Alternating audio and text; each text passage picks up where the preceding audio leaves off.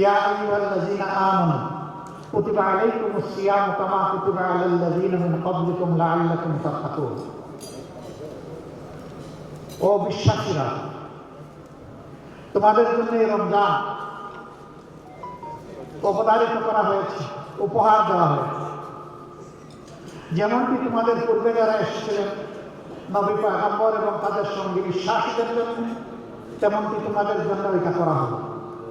আশা করা যায় তোমরা তোমাদের চিন্তায়, কথা এবং কাজে তোমাদের প্রভু আল্লাহ তাআলাকে তোমরা ভয় করো।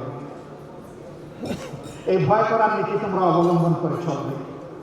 যাদের অন্তরে আল্লাহর ভয় থাকে, আমরা বিশ্বাস করি আল্লাহর কসম, তাদের হাতে কখনো মানুষের আমানতের কিয়ামত হতে পারে না। তারা মানুষের আমানতের ব্যাপারে বড়ই সতর্ক সজাগ থাকে।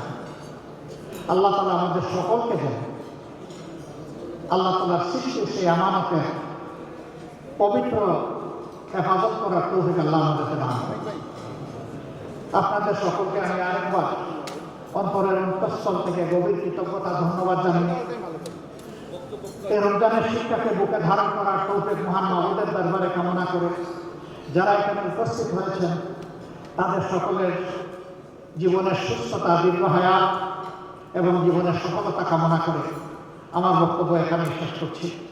এবার আমি বিনয়ের সাথে অনুরোধ করব, আরেক মজলুম একই সাথে জেলে গেছেন, বারবার জেল জরিমানার মুখোমুখি হয়েছেন, বিশিষ্ট আলেমদের বাংলাদেশ খেলাফত মজলিসের সম্মানিত আমির আল্লামা মামুনুল হক, তিনি এখানে এসে আমাদের সকলকে সাথে নিয়ে আল্লাহর দরবারে হাত তুলবেন, মনোনয়ন করবেন। সবাইকে ধন্যবাদ।